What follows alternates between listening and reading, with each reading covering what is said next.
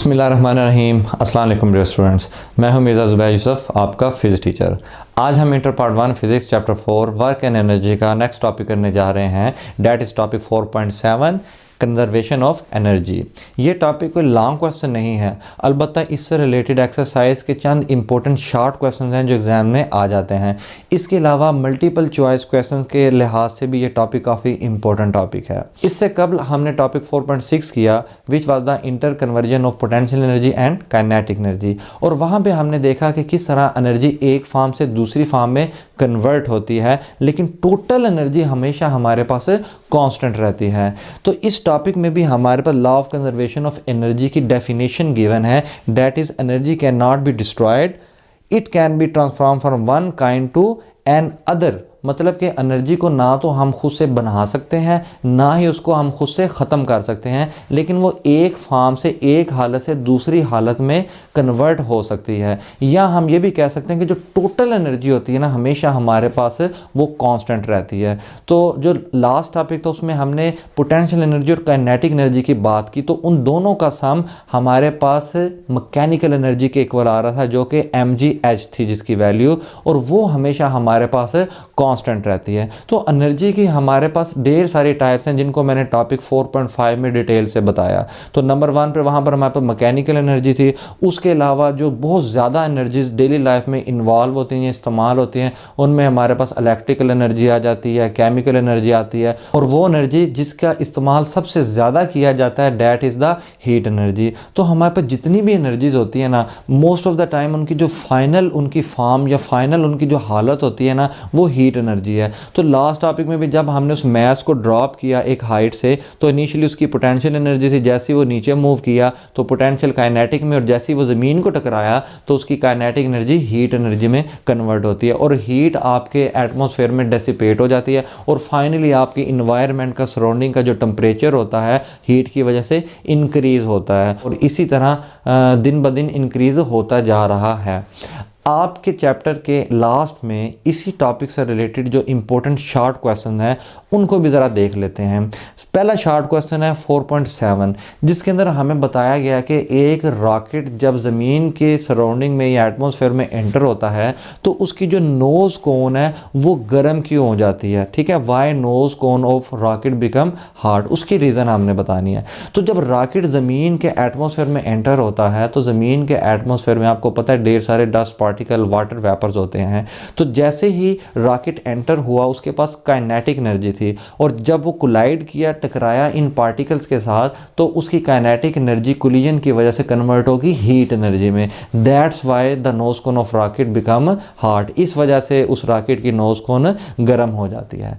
उसके अलावा next short question है 4.9, इसमें हमें बताया गया कि एक लड़की जिसके हाथ में एक चाय का कप है, तो वो चाय का कप उसके हाथ से छूट जाता है, और पूछा जाता है कि इस पूरे प्रोसेस के अंदर जो एनर्जी चेंजेस इन्वॉल्व हुई हैं उनको आपने डिटेल से बताना है। तो सबसे पहले जब कप हाइट एच पर था तो उसके पास ग्रेविटेशनल पोटेंशियल एनर्जी थी। जैसे इस लड़की ने उसको रिलीज़ किया तो उसकी पोटेंशियल एनर्जी कन्वर्ट होना शुरू हो गई काइनेटिक एनर्जी में, और फाइनली जब जो ज़मीन को टकराया तो टूटने के बाद उसमें साउंड पैदा हुआ, तो वो भी एक एनर्जी है। इसी तरह टकराने से हीट पैदा हुई, तो हीट भी आपके पास क्या है, एक एनर्जी है।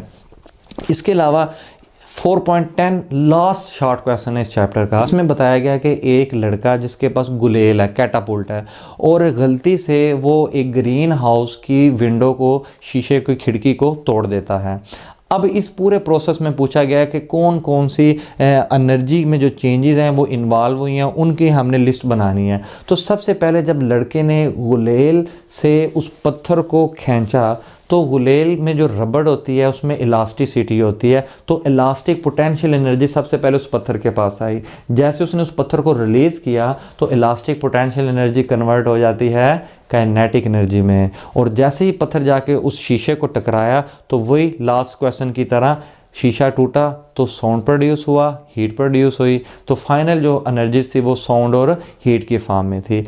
इस चैप्टर के तमाम शॉर्ट क्वेश्चंस की PDF फॉर्म का मैंने लिंक डिस्क्रिप्शन में दे दिया है, तो आप वहाँ से भी इनकी प्रैक्टिस कर सकते हैं।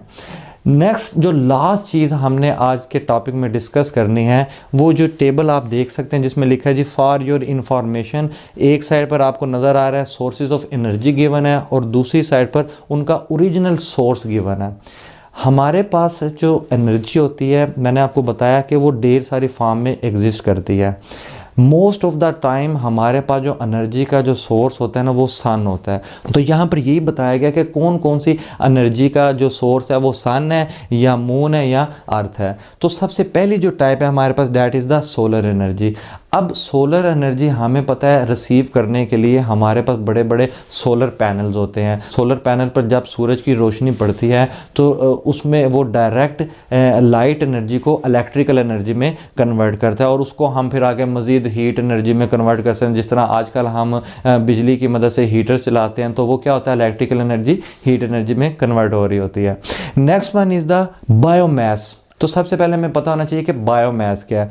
All the organic material made from plants and animals. तो जानवरों से और पौधों से जो हम मटेरियल हासिल करते हैं, जिसमें हमारे पास पौधे होते हैं, लकड़ी होती है, जानवरों का वेस्ट होता है, इंसानों का वेस्ट होता है, गार्बेज होती है, ये तमाम चीज़ें हमारे पास बायोमास कहलाता है। तो इनकी मदद से भी हम एनर्जी हासिल कर सकते हैं। तो बायोमास का किस तरह से सन सोर्स ऑफ एनर्जी है। फॉर एग्जांपल हम अगर एक दरख्त की बात करें जो कि एक प्लांट है, तो हमें पता है दरख्त अपनी खुराक खुद ब खुद पैदा करते हैं by the process of photosynthesis, जिसमें सूरज की रोशनी से वो अपने अंदर खुराक पैदा करते हैं और बड़े होते हैं।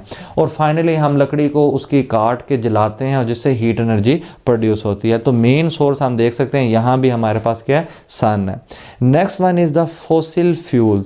अब फॉसिल फ्यूल्स हमारे पास उसमें कोयला आ जाता है, क्रूड ऑयल, गैसेज जो हम इस्तेमाल करते हैं अपने डेली लाइफ में हीट एनर्जी प्रोड्यूस करने के लिए। तो जब हज़ारों लाखों साल पहले ज़मीन की जो सरफेस है उसके नीचे जानवर, पौधे ज़मीन में वो दबे और सूरज की हीट की वजह से वहाँ पर और हाई प्रेशर की वजह से डीकम्पोजिशन हुई उन चीज़ों की, तो वो चीज़ें कन्वर्ट हो जाती हैं किसके अंदर, फॉसिल फ्यूल्स के अंदर। Next one is the wind energy. सूरज इसके पीछे किस तरह से इन्वॉल्व है। विंड हमें पता है जो हवाएं होती हैं, हमें पता है आंधी होती है, तूफ़ान होता है, वो बहुत ज़्यादा एनर्जी रखती हैं, ढेर सारी डिस्ट्रक्शन कर सकते हैं। इसी तरह उसको हम बिजली बनाने में भी इस्तेमाल कर सकते हैं। उसके लिए हम विंड मिल्स का इस्तेमाल करते हैं। बड़े बड़े पंखे होते हैं, जब हवा चलती है तो वो घूमते हैं, जो पीछे जनरेटर लगा होता है वो इलेक्ट्रिकल एनर्जी प्रोड्यूस कर रहा होता है। तो हमारे पास विंड एनर्जी इलेक्ट्रिकल एनर्जी में कन्वर्ट हो रही होती है बाय यूजिंग विंड मिल्स। अब हमारे पास हवाएं किस तरह से सूरज की वजह से पैदा होती हैं।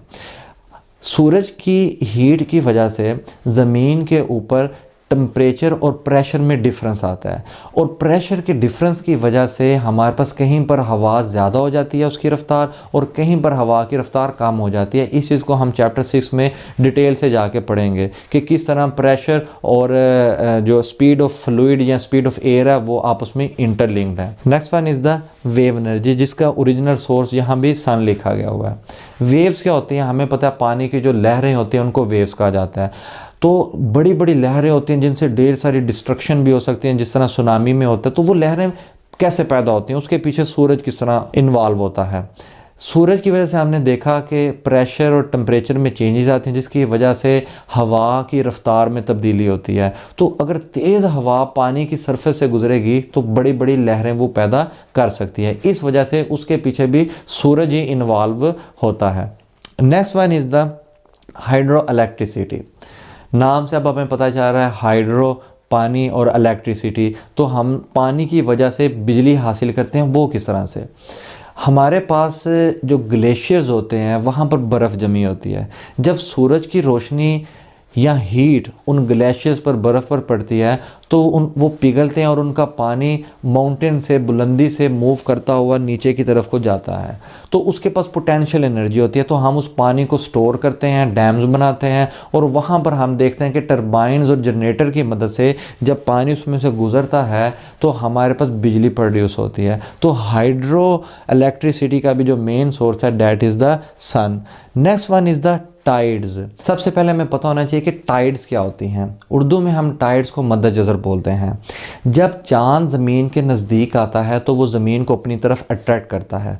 ज़मीन तो मुकम्मल उसकी तरफ मूव नहीं कर पाती, अलबत्ता जो ज़मीन पर पानी होता है समंदरों में, ओशन में, उसका लेवल इंक्रीज़ हो जाता है तो वो चांद की तरफ मूव कर जाता है। तो जैसे ही चांद दूर जाता है तो उसका लेवल फिर दोबारा से कम हो जाता है। तो ज़मीन पर पानी का जो लेवल है कभी ज़्यादा होना, कम होना, इसको हम मद्दोजज़र या टाइड्स बोलते हैं। तो आगे जाके हम डिटेल से पढ़ेंगे किस तरह से हम टाइड से एनर्जी हासिल कर सकते हैं।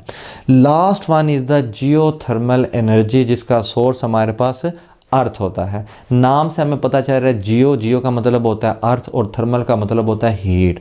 अब जो ज़मीन की जो सेंटर पार्ट होता है जिसको हम कोर बोलते हैं, उसका बहुत ज़्यादा टेम्परेचर होता है, जिसकी रेंज 4400 डिग्री सेल्सियस से लेके 6000 डिग्री सेल्सियस तक होती है। ये बहुत ज़्यादा टेम्परेचर होता है। फिर उसके बाद नेक्स्ट पार्ट आता है कोर के बाद मेंटल और फाइनली क्रस्ट, जिसके ऊपर हम रहते हैं। तो इसको भी हम डिटेल से देखेंगे कि किस तरह से हम ज़मीन का जो इंटरनल जो टेम्परेचर होता है, कोर का जो टेम्परेचर होता है, उससे हम किस तरह से एनर्जी बनाते हैं। लेकिन इसका मेन सोर्स हमारे पास क्या होता है? अर्थ। तो उम्मीद है आपको तमाम पॉइंट्स क्लियर हो गए होंगे। फिर भी अगर कोई चीज़ क्लियर नहीं तो आप नीचे कमेंट सेक्शन में पूछ सकते हैं। अल्लाह हाफिज़।